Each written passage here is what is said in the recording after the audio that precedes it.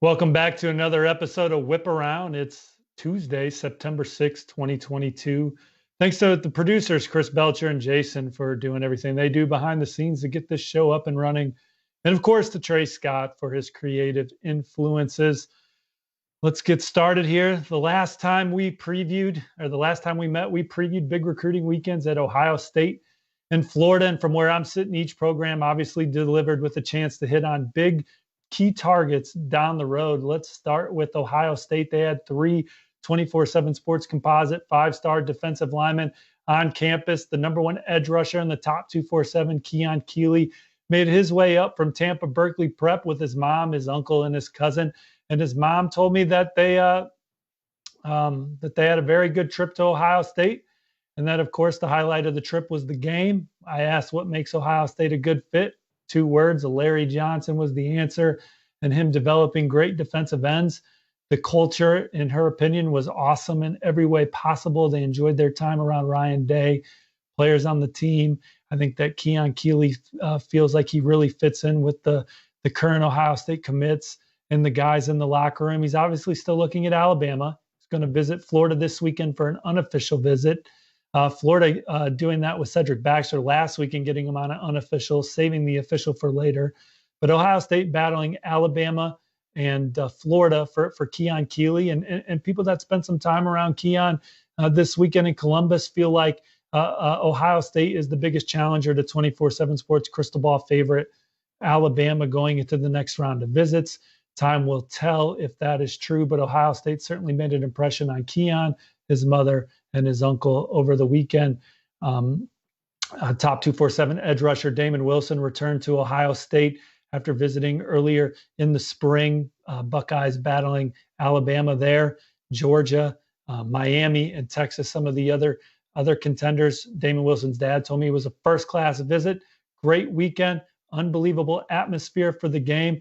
Again, the time spent with Larry Johnson. His dad called Larry Johnson the godfather of defensive ends. And Larry Johnson not only selling the Ohio State program, but as they were breaking bread and sat down and talked, he always has the film handy of the players he's recruiting with praise and critiques that these young men can work on and take back to their high school team. And I really think that that's a nice touch. So many recruits have mentioned that in the past, and Damon was and his family were impressed with the thoroughness of Larry Johnson. Again, they loved the people, loved the coaching staff, the off-field recruiting staff did a good job with Damon Wilson, his family, Nick Murphy, and Aaron Dunstan in particular from Ohio State's off-field staff impressed. Everything they did was first class. His dad said they had an unbelievable time. No visits scheduled moving forward. Maybe the last visit for Damon Wilson. I think Ohio State might be in the driver's seat for him. As they try and add to a recruiting class ranked number 6 nationally. I really like the way it's trending for Damon Wilson there. I think they made a move with Keon Keeley, like the way it's trending for Damon Wilson. And then, of course, you had Mateo Uiagalelei on campus again, his first Ohio State game. He's been to Columbus numerous times, but loved the way the defense flew around to the football. He told Bill Kurlick, my colleague at Bucknuts, Alabama going to get an official from him most likely later in the season. USC and Oregon, a couple other contenders there. But Ohio State's defense holding Notre Dame to 265 total yards, pitching a second half shutout in front of 3 5-star defensive linemen, Chris and Jason. That's what you try and dial up for a big recruiting weekend and impress those guys. And Ohio State knocked it out of the park with a bunch of 2024s. I put 4 24/7 Sports crystal balls in for 2024 prospects. You can hear more about that on bucknuts.com. I did the Bucknuts Morning 5, which I think you can find on this platform, right, guys? And where I talked about that. Florida logged a big 24/7 Sports crystal ball for Florida over the weekend as well for the number 1 ranked cornerback in the top 247, Cormani McClain. On last episode of Wiltfong Whiparound, I told y'all that I liked Florida's position. And, I think that the atmosphere and Cormani seeing the product on the field may be comfortable enough to put in that crystal ball forecast. Now, the recruitment's not done. Alabama's in there. Miami's in there. But I just think Florida's in the driver's seat, and my crystal ball is a current pulse pick Coach Patrick Toney's scheme, the relationship with Coach Corey Raymond and his track record, Billy Napier and the culture that he's building at Florida, and an electric atmosphere inside the swamp, being surrounded by Florida commits. I really think that has put Florida in a terrific position for Cormani McClain as they battle Alabama and Miami for him moving forward. Florida trying to make moves with some guys committed elsewhere over the weekend. They had top 247 offensive lineman Roderick Carney, who's committed to Florida State right now. I like the way it's trending for the Gators. He's expected back at Florida this weekend. Now, the thing is Florida State hasn't had a game visit with him yet. They haven't had their official visit with him. So even though I like the way it's trending for Florida right now, Florida State maybe not going to be out of that one down the road if he does indeed flip. So that one may be a battle to the end. But the momentum appears to be with Florida right now, even though he's currently committed to Florida State. And then you have five-star running back Cedric Baxter, number 2 running back in the 24/7 Sports top 247 player rankings. He's committed to Texas. Florida, there was some talk originally of it being an official visit this weekend, but Florida got him on an unofficial. And talking to his dad afterwards, Coach Napier and Coach Jaluk definitely making him feel like a priority, seeing the way that Florida was able to run the ball and getting their young guys involved, getting Etienne involved, and then they liked what they saw from Naquan Wright as well. I think that Florida is in an interesting spot for the Texas commit. I think there's a good chance that they get him back for an official visit. Miami also in position to get another visit from Cedric Baxter. Like we said on last week's episode, his dad wants him to take his official visits. Texas was the only one he took. Certainly, his dad said that he had thought that his son was good with Texas, but Florida for sure giving him a lot to think about. And then talking to some people that spent time with the Baxter family. And they also had 5-star running back Richard Young on campus, who's committed to Alabama. I think that they think there's more runway to make a move with Cedric Baxter as Florida sits on the nation's number 10 recruiting class. They already have one running back committed in Trayon Webb, but would love to hit on Cedric Baxter, who was a top target for them regardless of position. And I think at the very least, they've given him a lot to think about. Going to be another awesome recruiting weekend for Florida this weekend with Kentucky coming to town. Keon Keeley expected. Bryce Thornton's a major defensive back recruit. And then you have maybe their top quarterback in 2024 and DJ Lagway coming in, who certainly loved what he saw from Anthony Richardson in week 1. Florida wasn't the only Sunshine State program that had some glory, though. It's been a long time since we've seen the big 3 in the Sunshine State this healthy at the same time. And I know it's after week 1 and anything can happen. It's a long season, and we'll see how these teams continue to go through the season with their first or second year coaches. But Miami, they were basically given a slam dunk in week 1 with Bethune-Cookman, but in my opinion, turned it into a 360 slam, maybe even put it between their legs before throwing it down. 70-13 victory there. Had some major targets on campus. One of the nation's top edge rushers, Ruben Bain, 4-star running back, 24/7 Sports composite 4-star running back Christopher Johnson's a major target for them as they try and spruce up that running back room. And certainly they're going after Cedric Baxter as well. Amari Brown is coveted a defensive back as there is in the state. He was back this weekend. And then Tyler Williams, a 4-star receiver that has been trending Georgia on the 24/7 Sports crystal ball. He canceled his visit to Ole Miss to come to Miami. So what a weekend for Mario Cristobal and company to make an impression on some top targets. The crystal ball is favoring the Hurricanes for Bain and Christopher Johnson. Week 1 performance certainly couldn't have hurt as Miami getting some momentum on the field to go with that great momentum the coaching staff was able to build during the offseason. Then Florida beating LSU on a neutral field there in New Orleans, beating the Tigers in front of 5-star receiver Hakeem Williams, 24/7 Sports composite 5-star there. There's been a lot of momentum with Florida State coming into it.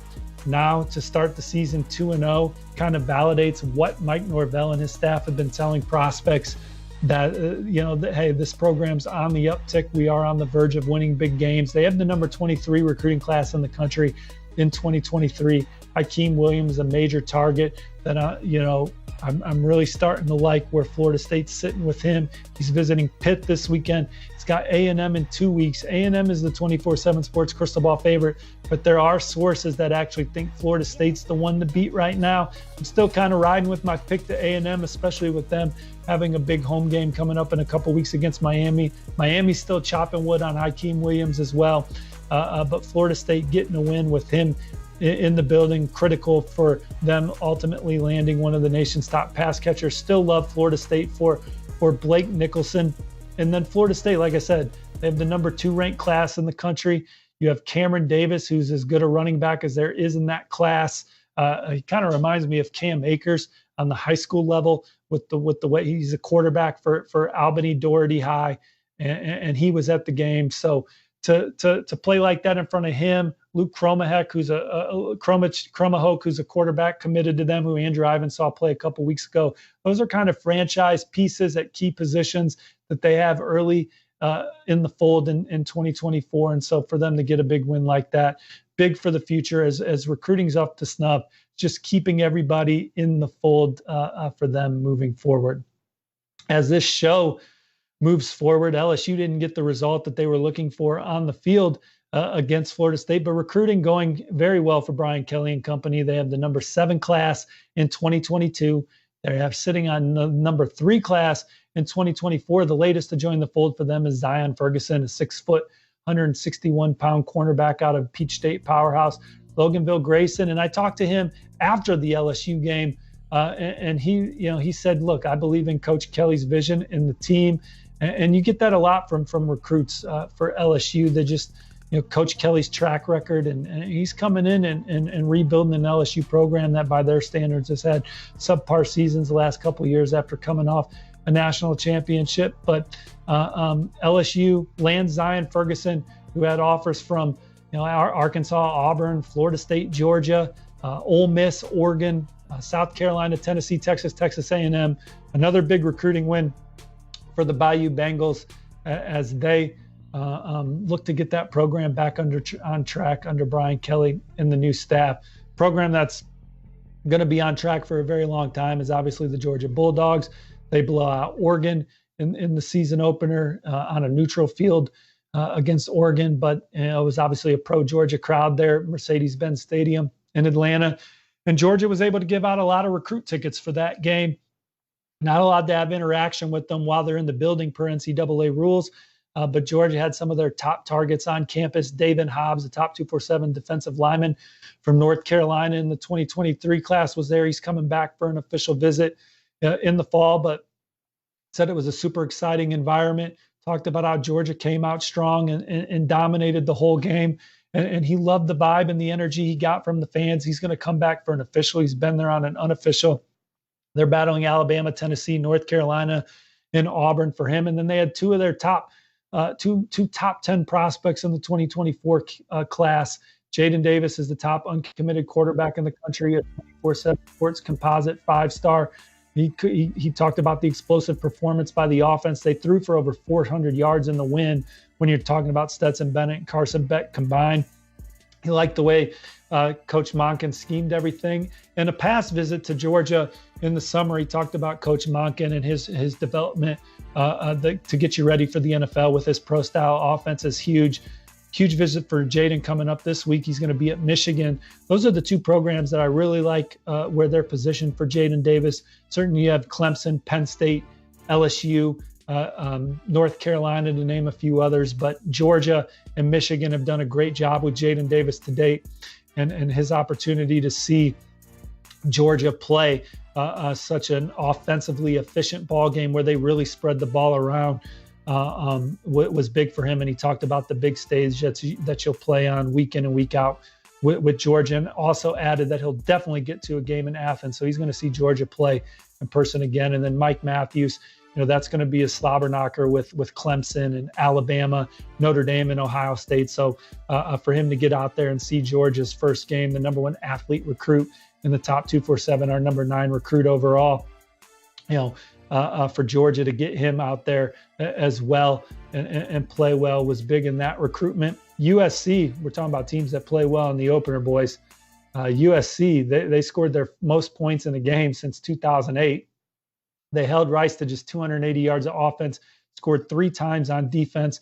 The offense scored every time it touched the ball for the first 3 quarters. The Lincoln Riley era couldn't have gotten out of the chute better. USC is the number 13 recruiting class in the country in 2023. They're at number 8 in 2024. They had some of their commits back. Micah Banuelos, a 4-star offensive lineman who recently picked the Trojans over Oregon, said, as a recruit, I don't think it could have gone any better. And I think my biggest takeaway from talking to a lot of the recruits, commits or uncommitted, was the atmosphere in the Coliseum felt different. And I think that there was a different energy.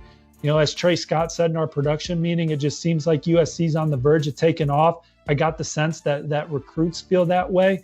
And they want to finish in the top 10 with this class. They only signed 8 guys last year. So it was like the number 70th ranked class or something. Don't hold me to that figure. But I think with transfers, when you did the combined rankings, guys, it was a top 10 class. So USC hit big in the portal. Now they're looking to hit big on the trail in this class with a bigger, deeper class. You know, Mateo Uiagalelei is a major target for them. Deuce Robinson, the number 1 tight end, they'd love to add to what is maybe the best collection of quarterback and receivers already in the fold, and Zachariah Branch and Mateo Lemon, and then obviously quarterback Malachi Nelson. They'd love to add tight end Deuce Robinson to that, who's visiting Texas this weekend on an official. Alabama and Georgia, the other contenders for him. Marcus Deal is a major defensive line recruit. He's going to visit Georgia later in the month. He may be at Texas this weekend as well. They want to take another offensive tackle. They're trying to flip Elijah Page from Notre Dame. Caleb Lomu, who is at Florida this past weekend, a major target for USC. They're trying to get in on DJ Chester, who I think Michigan's in a sneaky good position for. You also have Auburn and LSU in there for DJ Chester. David Peavy, they're battling Oregon for. Trying to hang in it for safety Warren Roberson. They at one point on the verge of having him in the boat, but TCU has made that one interesting. Texas just offered. And then, of course, the nation's number 1 athlete, Nicholas Harbour, is a major target for USC. Had a great visit with Southern Cal this summer. He's certainly going to run track in college, as y'all know. But USC's academics, he's a 3.9 student, aspiring physician. USC's got a lot going for it in the Nicholas Harbour sweepstakes as they battle USC, South Carolina, and Michigan, who maybe are better positioned. But I think USC's hanging around in there. And then let's end the show with a little rapid fire, guys. I logged a 24/7 Sports crystal ball in favor of Texas A&M for Bravian Rogers today. He's the number 4 cornerback in the top 247. He's one of the best two-way players in the Lone Star State. Texas A&M trending for 3 4-star recruits, Bravian Rogers, Johnny Bowens is a defensive lineman, and then TJ Shanahan's an offensive lineman. I think that Texas A&M is going to be a much smaller class for the Aggies on the heels of coming off that historic haul last year, Chris and Jason, where it was the number 1 ranked class in 24/7 Sports history. But Bravian Rogers, Johnny Bowens, and TJ Shanahan, I like where they stand. But Bravian Rogers would obviously be a monster pickup. Recently decommitted in August. LSU had been pushing for that for a while, but I think it's only a matter of time before he's back in the fold for A&M. An electric guy, natural football player. Him and Dalton Brooks, 2 of the best two-way players in the state of Texas. Dalton Brooks already committed to A&M. If they could get Bravian Rogers back in the fold, that would really bolster up the secondary for them long term. Arkansas had a big win, beat Cincinnati, battle of top 25 teams out there in Fayetteville, and they had 2 of their top in-state 2024 targets on campus, Charleston Collins and TJ Lindsey. I think that Arkansas sits pretty for both of them. Those guys are being heavily recruited by their SEC peers, so to keep them in state would be a major coup. Arkansas is the number 16 class in 2023 with 23 commits. They're basically done, so they've turned their attention to 2024. Charleston Collins and TJ Lindsey are as big a targets as it gets for them.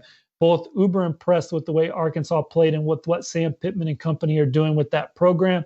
And I think that Arkansas is trending well with both after that performance against the Bearcats in that atmosphere. Ole Miss landed a commitment from Peach State linebacker Skylar Mann over the weekend. He does things in all 3 phases for his high school football team. Sometimes you see him at Mike linebacker, sometimes you see him at defensive end, sometimes you see him at tight end stretching the field. He's blocking punts. but he's a physical football player that can change direction, and he can really run. Sneaky good pickup for Ole Miss, his only SEC offer. He also had Georgia Tech and Florida State. But Chris Partridge has kind of made a living throughout his career of finding hidden gems in the state of Georgia, and Skylar Mann might be the next one. And Mo Crum did a good job recruiting him as well. I logged a crystal ball for another Georgia recruit, Adam Hopkins to Auburn, the receiver. I think Kansas State's the competition there. At one point, looked like a huge Texas A&M lean, but Auburn has the momentum for Adam Hopkins, and so put that forecast in for him. And then the final note of the day, Logan Riker, a four-star offensive lineman from the state of Missouri, is going to announce his college decision later this week. The crystal ball is all Missouri. I like Coach Drinkwitz and company to land that in-state target. And then I think that they're also trending for Marvin Burks. The crystal ball says Ole Miss for the St. Louis Cardinal Ritter standpoint, but he's another four-star that I ultimately like the way it's lining up for Missouri. That's it for this episode of Whip Around on the 24/7 Sports Network. Please hit that like button. Please make sure you're tuning in to Preps the Pros with Andrew Ivins and Cooper Patagna on Mondays at this same time. Make sure you're tuning into The Block with Carl Reed and Blake Brockermeyer, hitting the like buttons on those shows as well. And we will get back with y'all on Thursday to preview what's going to be a big recruiting weekend across the land. Certainly Texas is hosting a lot of blue chippers for the showdown against Alabama. Arkansas has got a big game against South Carolina. Notre Dame's going to have Jeremiah Love on campus. He's a major target for them as they try and round out another top 10 class for Marcus Freeman and company. And Georgia's first home game of the year, so we'll see who Kirby Smart and company are bringing in. But that's it for this episode of Whip Around. Y'all take care, and we'll see you again on Thursday.